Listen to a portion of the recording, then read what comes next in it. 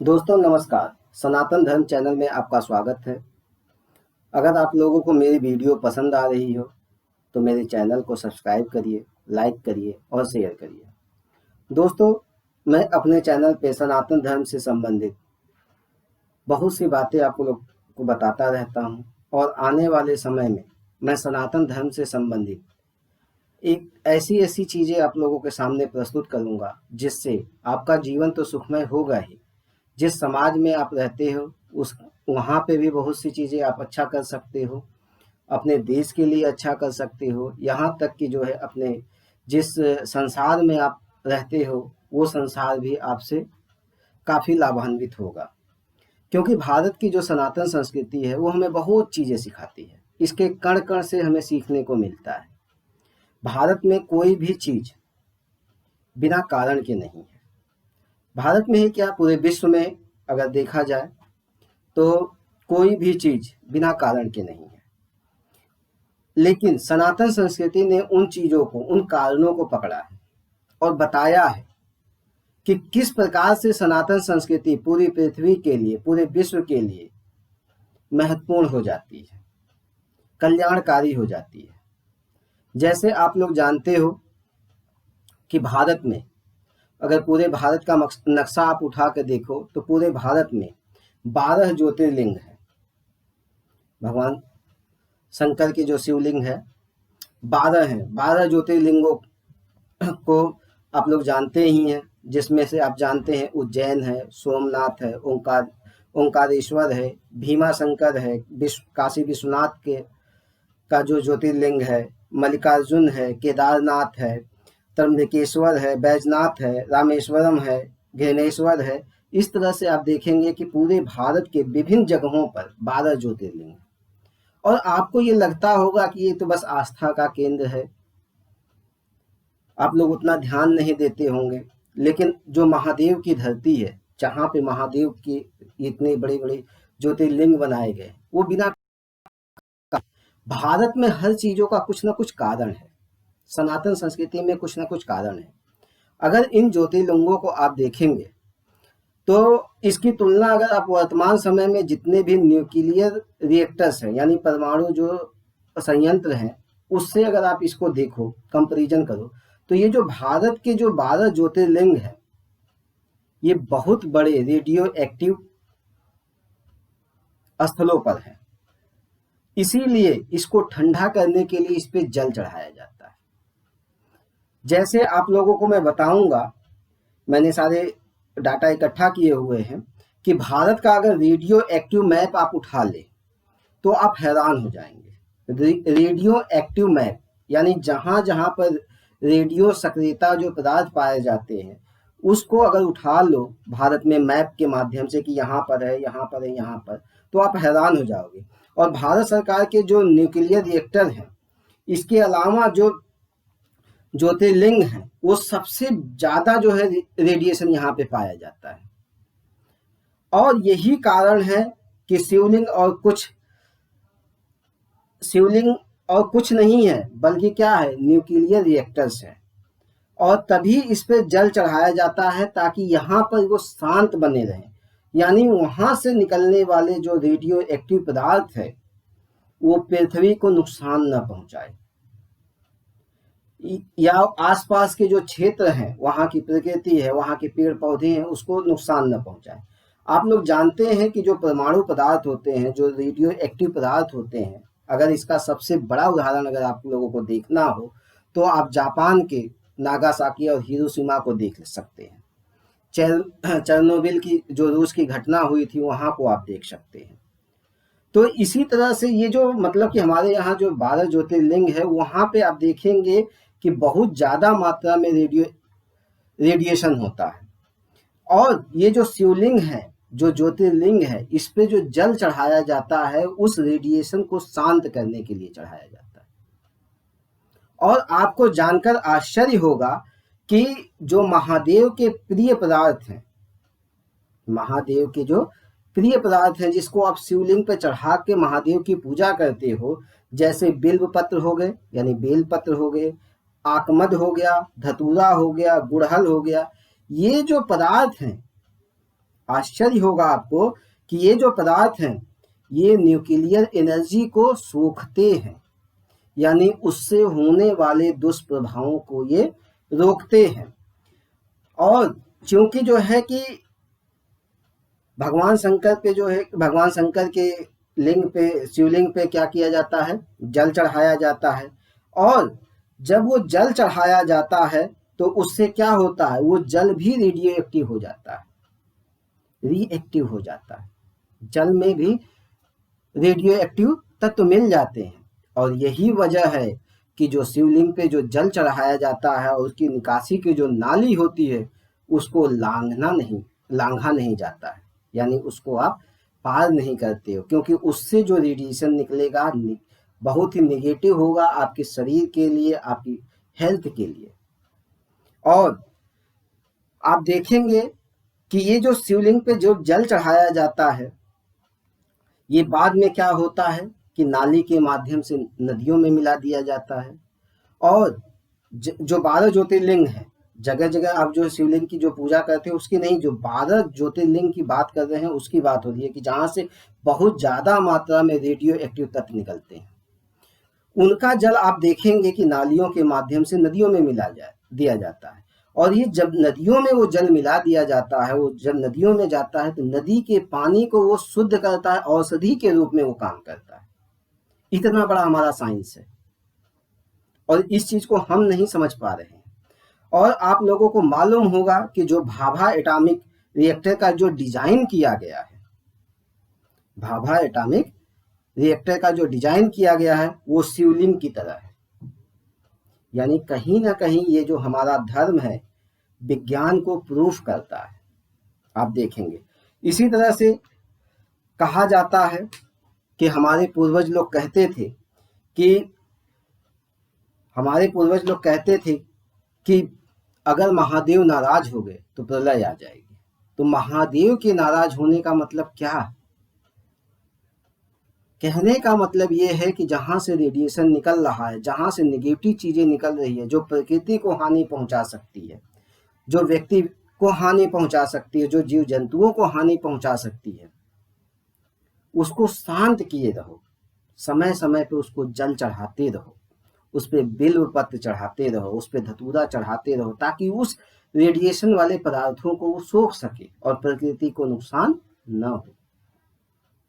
और इस तरह से सारी चीजें डिजाइन की गई है कि पृथ्वी का केंद्र, आप लोगों को बता दें कि पूरे पृथ्वी का केंद्र, पूरे पृथ्वी की बात हो रही है, चाहे उसमें अमेरिका को शामिल कर लीजिए, रसिया को शामिल कर लीजिए, चाइना को शामिल कर लीजिए, जापान को शामिल कर लीजिए, ऑस्ट्रेलिया को शामिल कर लीजिए, पूरी पृथ्वी की बात हो रही है।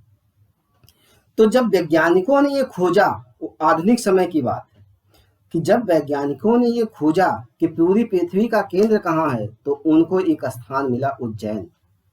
और आप जानते हैं कि 12 ज्योतिर्लिंगों में उज्जैन का क्या स्थान है, भगवान महादेव का क्या स्थान है, जहां पे उज्जैन की नगरी है, पवित्र नगरी है। उज्जैन पूरे पृथ्वी का केंद्र है और वहां पे हमारा एक ज्योतिर्लिंग है भगवान शंकर से। और वो क्या है, बहुत बड़ा रेडिएशन का क्षेत्र है। और वहां पे जो जल चढ़ाया जाता है, यानी क्या है, रेडियो एक्टिव पदार्थों को शांत किया जाता है। अब वहां से आप देखोगे कि जितने भी ज्योतिर्लिंग हैं, यानी जो 11 ज्योतिर्लिंग हैं, उनकी दूरी को हम आपको दिखाते हैं। तो उज्जैन से जो सोमनाथ की दूरी है 777 किलोमीटर है, यानी 777। उज्जैन से जो ओंकारेश्वर की दूरी है वो 111 किलोमीटर है। उज्जैन से जो भीमा शंकर की दूरी है 666 किलोमीटर है। उज्जैन से काशी विश्वनाथ की दूरी 999 किलोमीटर। उज्जैन से मल्लिकार्जुन की दूरी 999 किलोमीटर। उज्जैन से केदारनाथ की दूरी 888 किलोमीटर। उज्जैन से त्र्यंबकेश्वर की दूरी 555 किलोमीटर। उज्जैन से बैजनाथ की दूरी 999। उज्जैन से रामेश्वरम की दूरी 1999। उज्जैन से घृणेश्वर की दूरी 555 किलोमीटर। आपको पता चल रहा होगा कि किस प्रकार से भारत की सनातन संस्कृति में इन चीजों पे इतना रिसर्च किया होगा कि कहाँ कहाँ पे रेडियो एक्टिव पदार्थ पाए जा रहे हैं, कहाँ पे रेडिएशन बहुत ज्यादा मात्रा में हो रहा है, उसको शांत करने के लिए हमें क्या क्या चीजें जरूरी है, किस तरह से उन चीजों को डिजाइन किया गया ताकि वो वहां पे प्रकृति के अनुकूल चीजें हो सके, प्रकृति को बचाया जा सके। इसलिए जो है वहां पे भारत के विभिन्न जगहों पे 12 जगहों पे ज्योतिर्लिंगों की स्थापना हुई। और प्रकृति से बड़ा कोई धर्म नहीं है, क्योंकि जब धर्म की स्थापना हुई वो प्रकृति से जुड़कर ही हुई। आप लोग जानते हैं कि धर्म एकाएक नहीं आया, धर्म का विकास एक क्रमिक विकास है। जैसे आप लोग जानते हैं कि मनुष्य की सबसे बड़ी आवश्यकता क्या है? भोजन। और वो भोजन की तलाश में एक जगह से दूसरी जगह शुरुआत में वो भागता रहा, दौड़ता रहा, जाता रहा, घूमता रहा। धीरे धीरे धीरे उसने क्या किया? भोजन पैदा करना शुरू कर दिया। और आज भी आप देखिए कि इंसान भोजन की तलाश में ही तो इधर उधर दौड़ रहा है। आप लोग जानते हैं कि अभी कोरोना काल चल रहा है। कोरोना काल में कितने लाखों जो है कि मजदूर माइग्रेंट हुए, यहाँ से प्रवास किए बड़े बड़े शहरों से अपने गांव की तरफ, क्योंकि उन्हें किस चीज की समस्या हुई? भोजन की, रहने की। इसी तरह से मनुष्य का जो शुरुआती समय था, भोजन ही उसका धर्म बना। वो भोजन के लिए ही एक जगह से दूसरी जगह जा रहा है, भोजन के लिए ही प्रार्थना कर रहा है, अन्य देवता बन गए। और कहा जाता है जिस चीज से हम डरते हैं या तो उसका हम सामना करेंगे या हम उसकी पूजा करेंगे। और आवश्यकता ही आविष्कार की जननी भी होती है। तो आप लोग जानते हैं कि जब मनुष्य एक जगह ठहर गया या नहीं भी ठहरा, तब भी आप देखिए वो जा रहा है, उसके रास्ते में बारिश बहुत ज्यादा हो रही है, पानी बहुत ज्यादा है, उसको लगा कोई दैवी शक्ति है जो पानी बरसा रही है, अगर उसकी प्रार्थना किया जाए तो हमारे रास्ते में रुकावट नहीं होगी। वो प्रार्थना करने लगा, जल देवता बन गए। उसको पता है अगर सूर्य नहीं निकलेगा तो क्या हो जाएगा? अंधेरा हो जाएगा। सूर्य दिन में अगर छिप जाता है बादलों की ओट में, बिजली कड़कती है, बारिश होती है, यानी सूर्य का निकलना बहुत जरूरी है। सूर्य देवता बन गए। रात्रि में अगर चंद्रमा नहीं चमक रहा है तो क्योंकि उस समय उजाले की बहुत व्यवस्था नहीं थी, तो चंद्र देवता बन गए। बिजली कड़क रही है, वरुण देवता बन गए। रोग हो जा रहे हैं, जब उसने मवेशियों को पालने लगा, मवेशी खो जा रहे हैं, उसको ढूंढने के लिए उसने अश्वनी देवता का वो किया, चिकित्सक के रूप में। बाद में उसको उस प्रकृति को उसने दैवीय स्वरूप दिया, मनुष्य का स्वरूप दिया। बाद में इस तरह से धर्म का विकास हुआ। और आप जानते हैं कि जब तक हम किसी चीज को धर्म से नहीं जोड़ते हैं, विज्ञान को भी अगर हम धर्म से नहीं जोड़ते हैं तो लोग उसको नहीं मानेंगे। और भारत के लोग इस मामले में बहुत ही समझदार थे कि उन्होंने हर वैज्ञानिक चीज को धर्म से जोड़ दिया। हालांकि बाद में चल के उसके कुछ दुष्परिणाम भी हुए कि कुछ लोगों ने इस पे अपना प्रभुत्व जमा लिया और एक वर्ग विशेष के हाथों में ही ये चीजें रह गई। लेकिन भारत के सनातन धर्म को इस तरह से डिजाइन किया गया था कि आपकी कण कण की चीजों का उपयोग करना आपको सिखा दिया गया था। बस किस लिए? धर्म से जोड़कर। अगर वो धर्म से इन चीजों को नहीं जोड़ते तो क्या होता? आप उस चीज को नहीं मानते। जैसे पहले, अभी ज्यादा दिन पहले मत जाइए, ज्यादा से ज्यादा 15 से 20 साल पहले चले जाइए।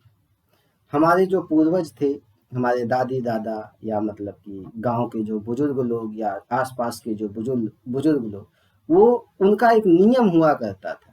वो कहते थे कि नल खाली मत छोड़ो, नल को खुला मत छोड़ो, नहीं तो पाप लगेगा। यानी पानी की बर्बादी को रोकने के लिए इस तरह की चीजें बनाई गई। शाम के समय या सुबह के समय अगर जो है आपने पक्षियों के लिए चारे नहीं, मतलब कि अनाज के दाने नहीं रखे हैं, तो लोग कहते थे तुम्हें स्वर्ग नहीं मिलेगा। इसी तरह से जो जूठे बर्तन हैं उनको केवल खाकर वैसे ही नहीं छोड़ दिया जाता था, उसमें पानी डाला जाता था ताकि उसमें कीड़े न पैदा हो। गोबर का लेप उन्होंने करना सिखाया। और आज जानते हैं वर्तमान समय में आप कि गोबर के लेप पे चलने से जो बीपी है, रक्तचाप है, वो शुद्ध होता है, यानी बैलेंस बना रहता है। आप जानते हैं कि उन्होंने व्रत में सेंधा नमक की बात की है, यानी समुद्री नमक को उन्हें खाने से मना किया सफेद नमक से। यानी उन्होंने बता दिया इस चीज को कि व्रत में जब आप जो है कि सफेद नमक को नहीं खा सकते हो, यानी सफेद नमक अपवित्र है व्रत के लिए, तो नॉर्मल समय के लिए वो कैसे सही हो सकता है। और आप जानते हो कि सेंधा नमक में लगभग 90 प्रकार के खनिज तत्व पाए जाते हैं जो आपकी बॉडी के लिए बहुत ही इंपॉर्टेंट होते हैं। ये वैज्ञानिक तरीका था उनका जो उन्होंने आपको बताया। लेकिन आज हम आधुनिक युग में उन चीजों को दरकिनार करते जा रहे हैं, हम उन चीजों से भाग रहे हैं, उन चीजों को आफाधाफी की जो जिंदगी है उसमें भूलते जा रहे हैं। तो मैं बात कर रहा हूं ज्योतिर्लिंगों की। जो 12 ज्योतिर्लिंग है वो रेडियो एक्टिव पदार्थों को कम करने के लिए 12 जगहों पे बनाए गए हैं, उसकी ऊर्जा को शांत करने के लिए बनाए गए, ताकि प्रकृति को नुकसान न हो, इंसानों को नुकसान न हो, जानवरों को नुकसान न हो, पशु पक्षियों को नुकसान न हो। ऐसी ही है हमारी सनातन धर्म संस्कृति। अगर आप देखोगे तो पृथ्वी क्या है, उज्जैन का, उज्जैन जो है पृथ्वी का केंद्र माना जाता है, जो सनातन धर्म में हजारों सालों से हम मानते आ रहे हैं। इसीलिए उज्जैन में सूर्य की गणना और ज्योतिष गणना के लिए मानव निर्मित यंत्र भी बनाए गए करीब 2050 वर्ष पहले। यानी मानव निर्मित जो यंत्र है जो सूर्य की गणना को बताता है, जो ज्योतिष की गणना को बताता है, बहुत पहले उज्जैन में ही बना दिया गया था। और वहीं से सटीक दूरी जो है कि बताई गई सूर्य की, वहीं से ग्रहों की जो है कि गणना की जाती है उसी यंत्र के माध्यम। और कौन सा ग्रह कब जो है पॉजिटिव एनर्जी छोड़ेगा, कब जो है नेगेटिव एनर्जी छोड़ेगा, किस व्यक्ति पे जो है कितना प्रभाव पड़ेगा, ये चीजें हमारी उज्जैन में पहले से ही स्थापित थी, आज से 2000 साल पहले से। और जब करीब 100 साल पहले पृथ्वी पर काल्पनिक रेखा अंग्रेज वैज्ञानिकों द्वारा बनाई गई तो उसका मध्य भाग उज्जैन ही निकला। और वो काल्पनिक रेखा कोई और नहीं, जो कर्क रेखा है, अभी कितने साल पहले बनी है, 100 साल पहले। तो उसका केंद्र भी आप देखोगे तो उज्जैन ही निकल कर आया। समझ रहे हैं ना। आज भी वैज्ञानिक उज्जैन ही आते हैं सूर्य और अंतरिक्ष की जानकारी के। यानी हमारे वैज्ञानिकों ने, हमारे जो ऋषि मुनियों ने पहले ही बता दिया था उज्जैन का महत्व। इस चीज को समझना होगा कि हमारा सनातन धर्म कैसा है।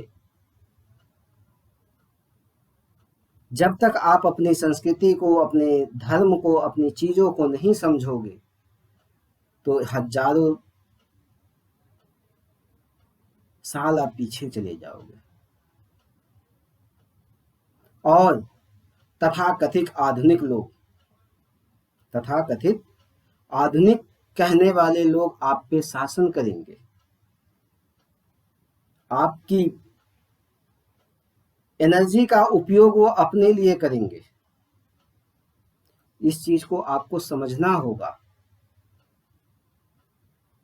आप लोग जानते हैं विश्व की सबसे वैज्ञानिक भाषा कुछ कोई और नहीं, आपके सनातन संस्कृति की भाषा संस्कृत थी। और संस्कृत भाषा ही सारी भाषाओं की जननी है। आप कितनों अंग्रेजी में घिसी पिटी कुछ भी कर लो, मानता हूं कि अंग्रेजी जानने वाले लोग आप पे शासन करते हैं क्योंकि वो सिस्टम को आसानी से समझ, लेकिन वो अंग्रेजी भी आपकी संस्कृत भाषा से ही निकली है। इस चीज को आपको समझना होगा कि आपकी सनातन संस्कृति बहुत ही उन्नत है। तो दोस्तों, मैं ऐसी ही जानकारियां आपके सामने लेकर आता रहूंगा।